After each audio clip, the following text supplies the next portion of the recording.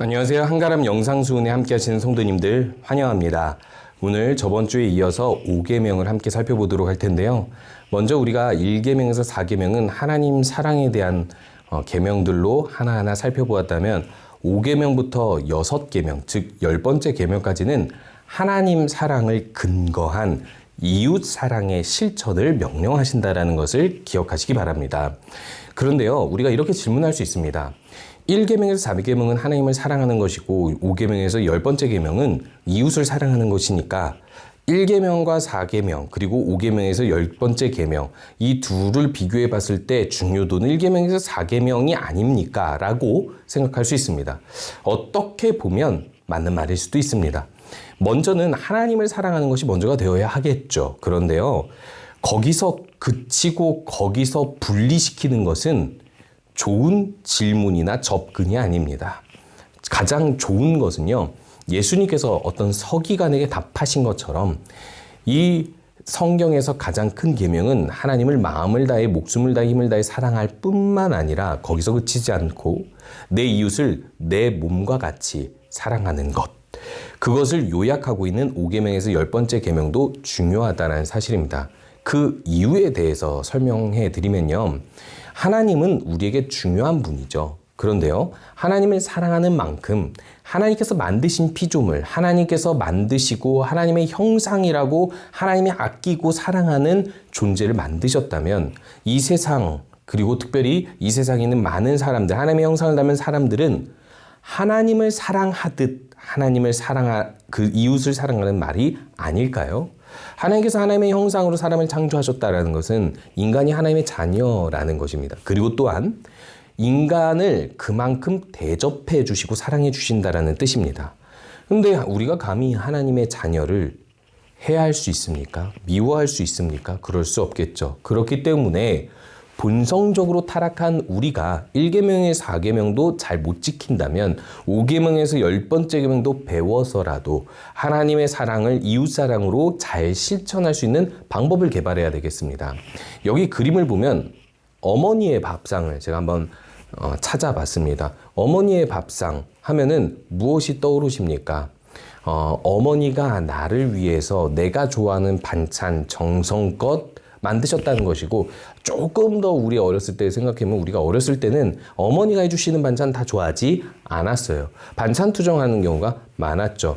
그리고 심지어는 우리 중고등학교 때는 바쁘다고, 대학 가서는 아침 안 먹겠다고 어머니가 차려주신 밥상을 그대로 놓고 가는 경우도 있었던 것이죠. 그런데요, 밥을 차려주는 어머니의 입장에서는 이 밥상을 먹지 않는 것도, 그리고 이 밥상 앞에서 반찬 투정을 하는 것도, 심지어 화가 나서 혹은 어떤 실수로 이 밥상을 엎어버리게 되면 이것은 어머니에게 큰 죄를 짓는 것이죠.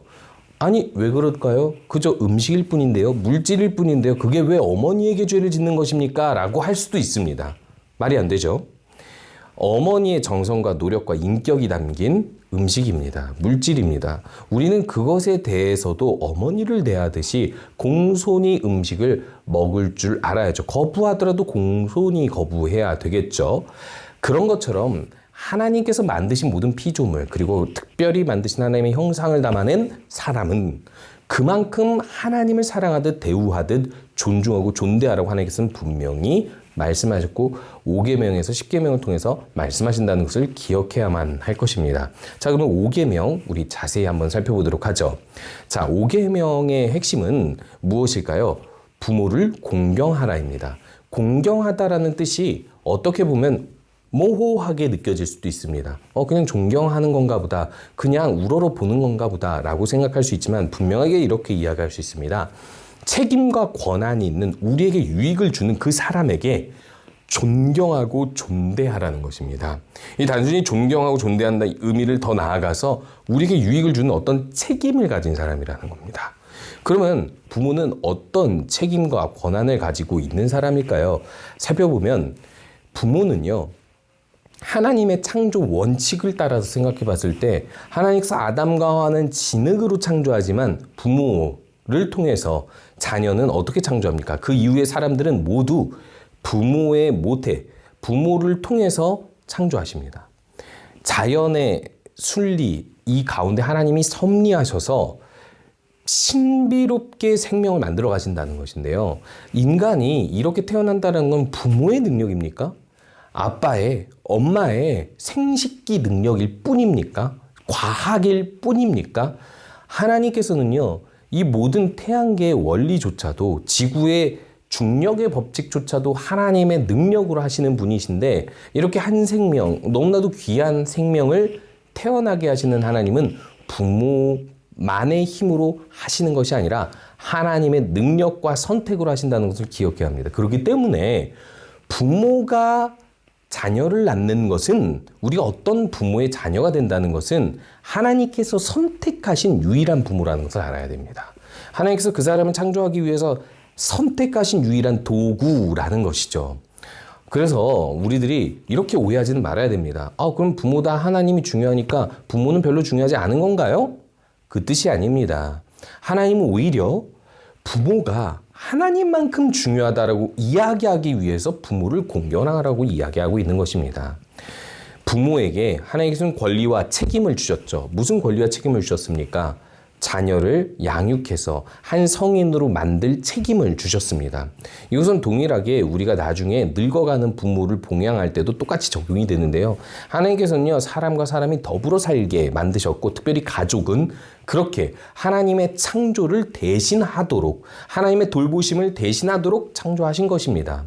그래서 생물학적으로 부모가 되는 것도 은혜이지만, 양육의 책임을 가지고 우리를 양육해 준 것, 자라게 해준 것도 부모가 우리에게 주신 은혜라는 것을 하나님께서 분명히 잊지 않고 공경하라고 이야기하고 있는 것입니다.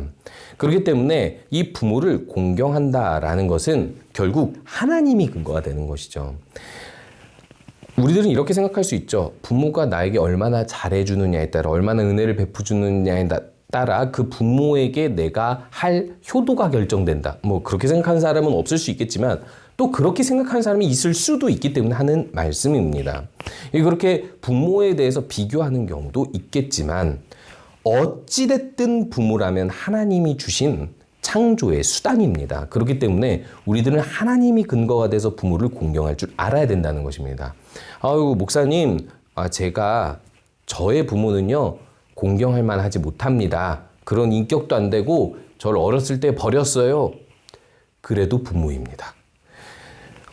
물론 양육의 책임을 버렸거나 어떤 일들로 인해서, 어떤 상황으로 인하여서 부모로서의 책임을 다하지 못했다 할지언정 하나님께서는요, 유일하게 그를 통해서 우리를 창조하셨다는 사실만큼은 부정할 수 없습니다.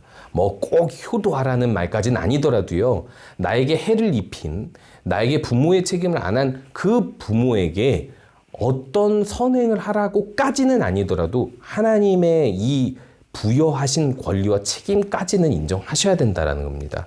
그래서 공경하는 것이 중요하다는 것을 기억할 필요가 있는 것이죠. 자, 그러면 이 공경을 어떻게 해야 되는가? 이 공경을 어떻게 해야 되는가를 웨스트민스터 64문에서는 이렇게 먼저 이야기하고 있습니다. 부모의 명예를 보호하라. 이상하죠? 왜 부모의 명예를 보호하라고 이야기할까요? 부모의 명예가 뭐길래요? 부모가 유명한 사람일 수 있으니까 부모가 한 업적을 자녀가 이렇게 이어받아서 이렇게 그 명예를 보호하라. 이런 뜻인 건가요? 아닙니다. 부모가 부모로서 하나님처럼 존대를 받는다라고 했을 때 부모는 하나님입니까? 아닙니다.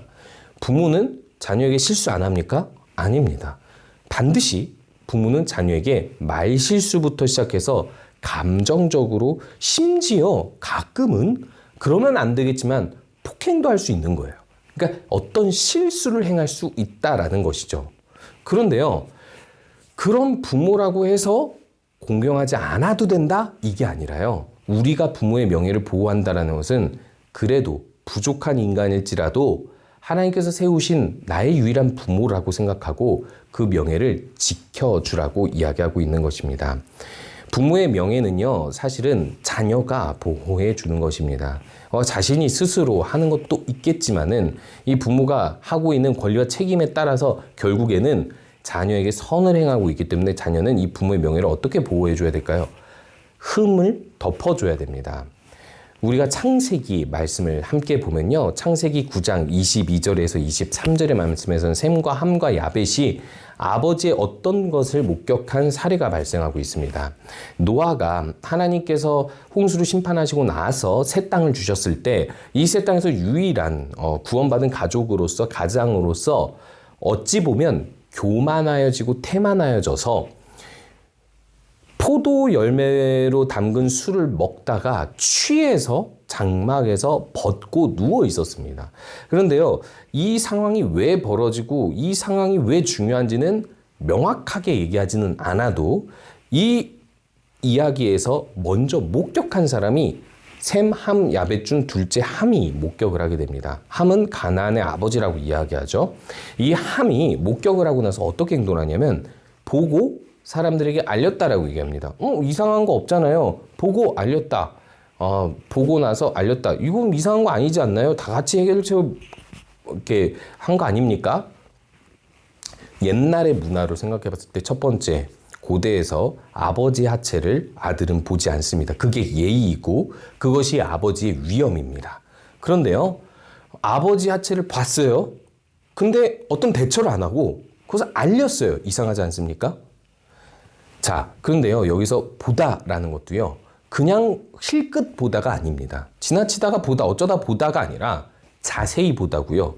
그리고 알렸다라는 것도 사방만방에 알리고 다녔다라는 뜻을 가지고 있습니다. 소문을 퍼뜨렸다라는 거죠. 아버지의 흠을 가십거리로 만들었다는 겁니다.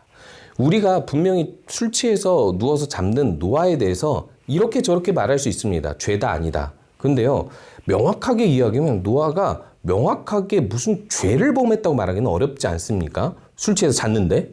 그런데 어찌됐든 이 노아의 흠은 흠입니다. 왜 흠일까요?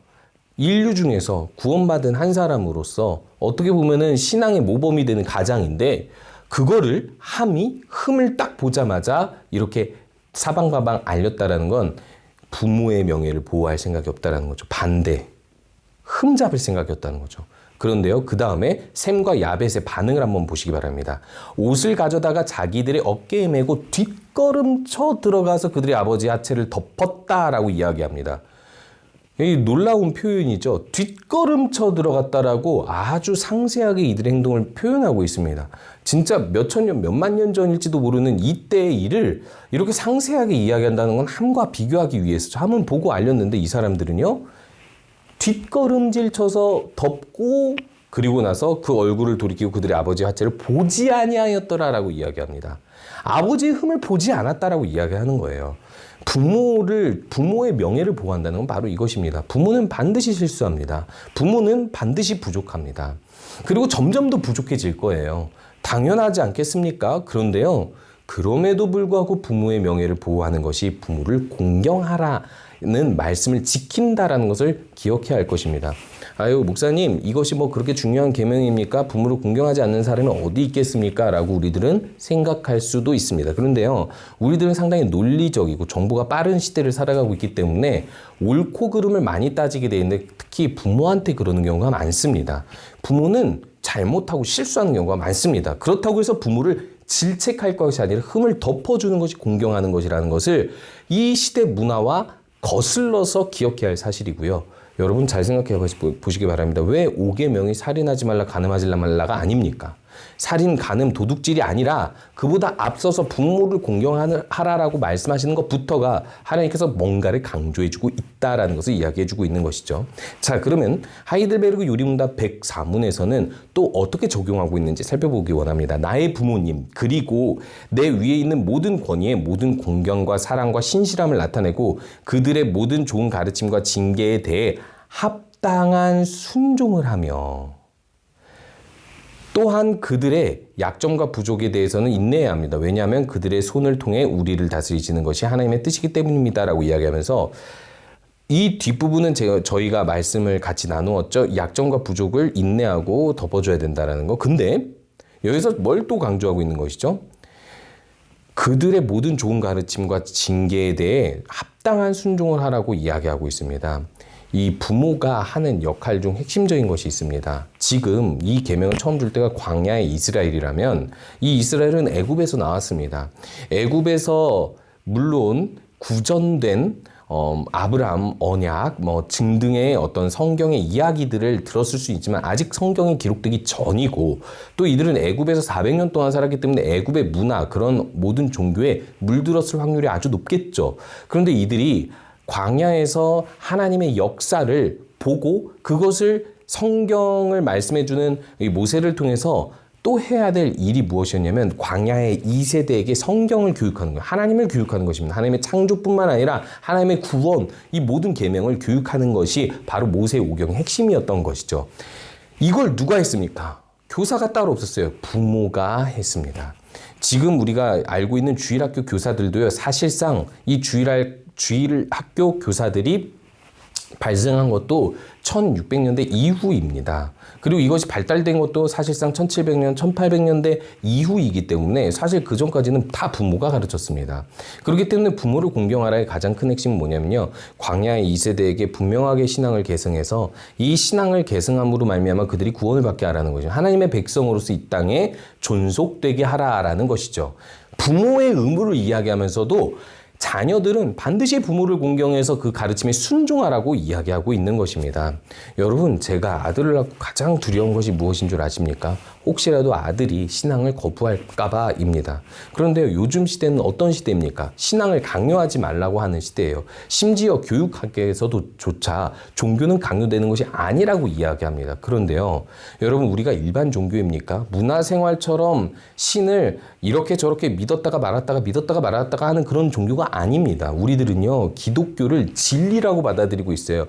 우리가 가진 어떤 것보다도, 우리가 알고 있는 그 어떤 학식보다도 더 가장 중요한 진리로 받아들이고 있는데, 영혼이 죽느냐 사느냐 하는 이 문제, 진짜 이 세상에 주인이 있느냐 없느냐, 이 주인이 무엇을 원하느냐 원하지 않느냐, 이것이 엄청나게 중요한 주제 아니겠습니까? 수학보다도, 미적분보다도, 수능보다도, 대입보다도, 취업보다도 중요한 게 이 성경, 하나님에 대한 신앙이 아니겠습니까?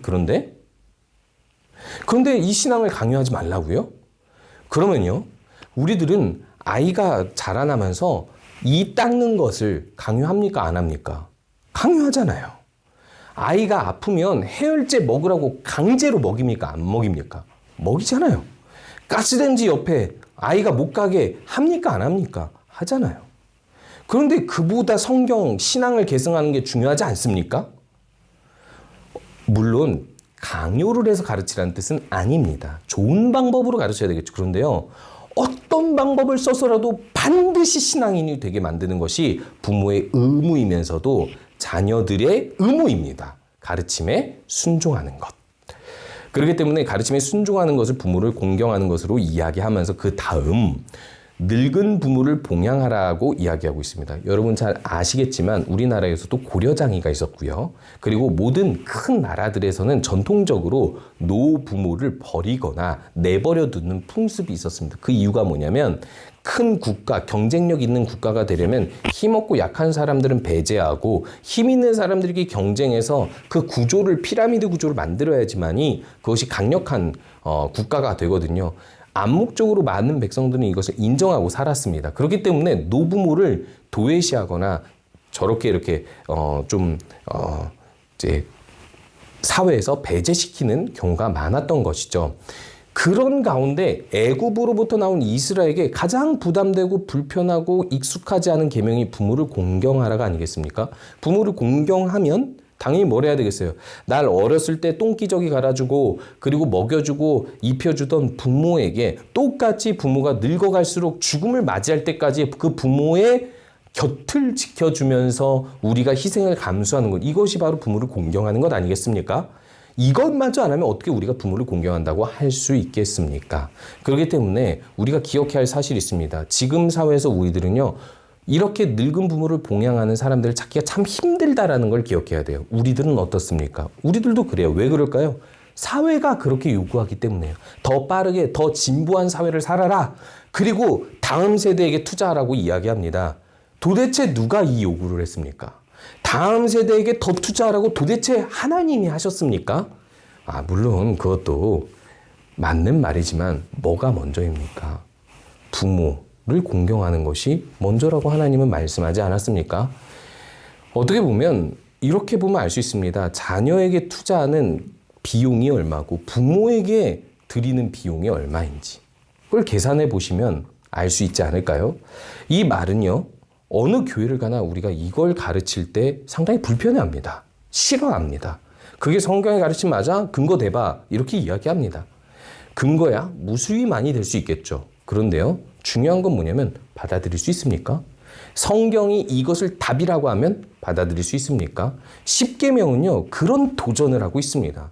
너희들 문화에 익숙하지 않고 너희들 삶을 불편하게 할 그 계명을 지킬 수 있느냐? 그러면 복이 있으리라. 늙은 부모를 봉양하는 사람이 망하는 거 맞습니까? 아닙니다. 하나님께서는요. 복을 주십니다. 그래서 이 하나님께서 약속 있는 첫 계명이라고 말씀하시면서 이 부모를 공경하는 사람은 이 땅에서 장수하리라, 사는 날이 길리라라고 이야기합니다.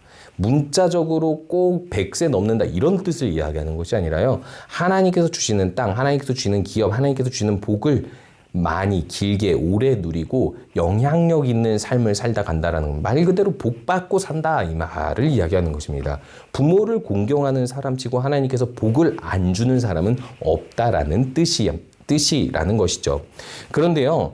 부모에 대해서 가르침이 이제 좀 더 확장되고 있습니다. 웨스트민스터 대의리 문답 127문에서 132문을 요약하자면 이렇게 이야기하고 있습니다. 교회 모든 윗사람에게도 그리고 아랫사람에게도 역시 이것을 적용하라고 이야기하는데 윗사람에게 왜 적용하고 아랫사람에게 왜 적용하는 걸까요? 부모를 공경하라라는 이 사회가 점점 발달하면서 공동체로 발달하기 시작했습니다. 우리 학교에 교사 있죠. 그리고 교회에 교사 있죠. 그리고 그뿐만 아니라 이 교회라는 공동체가 생기면서 사회에 맞게 우리들은요 여러 가지 직위에 맞는 활동을 하게 되어 있어요. 그렇기 때문에 여기 웨스트민스터 대의리 문답에서는 신앙을 가르치고 신앙적 유익을 주는 이 공동체 안에서도 부모처럼 다른 윗사람을 공경하고 역시 부모를 공경하듯이 윗사람도 아랫사람을 존중하라고 계명을 주고 있다는 사실이에요. 이 계명을 우리가 살펴보면요. 이렇게 이야기할 수 있습니다. 윗사람에게는 윗사람을 위해 기도하고 감사하라. 너무 새롭습니까? 윗사람을 위해 기도하고 감사하라. 하고 계십니까? 윗사람의 무엇을 위해 기도하든 무엇을 가지고 감사하든 어쨌든 기도하고 감사하라는 거예요. 두 번째, 윗사람의 사랑과 믿음을 본받아라. 윗사람의 사랑이 무엇입니까? 아랫사람에 베푸시는 사랑, 하나님께 베푸는 사랑, 이웃에게 베푸는 사랑일 것이고 믿음은 무엇일까요? 믿음의 본을 보여주는 모든 활동들인 것이죠. 역시 신앙의 교사로서 배우라는 것이죠. 윗사람의 연약함을 돌보아 주라라고 이야기하고 있습니다. 이것은 늙은 부모를 봉양하는 것과 똑같이 교회에서 우리들이 할 일이 어르신들을 이렇게 보호해주고 돌보아주고 도와주는 건 너무나도 당연한 사실이라는 것이죠. 그리고 아랫사람에게라는 것은 어떻게 한국 문화에서는 조금 익숙하지 않을 수도 있습니다. 아랫사람을 사랑하고 축복하라고 이야기하고 있습니다. 좀 다르죠. 아까는 윗사람에게 기도하고 감사하는 건데 여기서는 아랫사람을 사랑하고 축복하라고 이야기했습니다. 뭔가 좀 다릅니다. 사랑을 베풀어주고 그리고 복이 있도록 계속해서 기도해주고 응원해주라고 이야기하고 있는 것이죠. 어떻게 보면 윗사람에게 할 일을 강요하면서 아랫사람에게 해야 될 의무는 행하지 않는 분들이 종종 있습니다. 이런 사람들에게 부모를 공경하라는요. 부모만 공경하라는 뜻이 아니라 아랫사람에게도 자신의 직위에 맞게 행동하라는 것을 분명하게 가르쳐 주어야 하는 것입니다. 또한 아랫사람에게 우리의 가진 의무가 뭐냐면 신앙을 가르치되 모범을 보여서 가르치는 것이 우선이라는 것입니다. 양무리들에게 주장하는 자세를 하지 말고 본을 보이라고 이야기하죠. 바울도 나도 본을 보이고 있다라고 주장하고 있습니다. 본을 보이는 것으로 아랫사람을 가르치는 것, 이것이 가장 중요하다라는 것이고 더욱이 중요한 것은 자녀를 노엽게 하지 말라는 말씀처럼 아랫사람이라고 해서 무시하고 조롱하고 가볍게 대하지 말고 존중하는 태도로 가르치라고 이야기하고 있습니다. 이제 우리가 말씀을 좀 정리하기 원합니다. 이렇게 말씀을 이제 부모를 공경하를 돌아보다 보면요. 하나님과 다른 뜻을 부모가 요구할 때는 어떻게 합니까? 이런 질문하는 사람들이 있습니다. 너무나도 간단하죠? 하나님이 먼저입니다. 하나님의 뜻을 우선하여 선택해야 되겠죠. 그런데요. 그럴할지라도 마음은 부모를 공경해야 합니다. 제가 앞에서 이야기했던 부모의 흠을 덮어줘야 되잖아요. 공경함으로 하나님의 뜻을 선택해야 됩니다. 하나님의 뜻을 선택하되 부모를 공경하는 자세로 정중히 거절해야 된다는 것이죠. 그리고 하나님께는 지혜를, 그리고 윗사람에게는 양해를 구해서 거절해야 된다는 거죠. 하나님께 지혜를 구해서 내가 어떻게 지혜롭게 이것을 거절할지, 그리고 이 윗사람에게는 어떻게 양해를 구할지를 궁리하라는 것입니다. 이것이 바로 사랑 아니겠습니까? 먼저 하나님께서는 살인과 간음, 도둑질을 지적하기 전에 먼저 사회 질서 안에서 서로 존중하고 사랑하는 것을 가르치고 있습니다. 이것이 가장 인간적이고 가장 하나님의 사랑이 넘쳐나는 공동체이겠죠. 가정에서부터 교회까지 이렇게 질서에 맞게 사랑하는 공동체 되기를 소원합니다.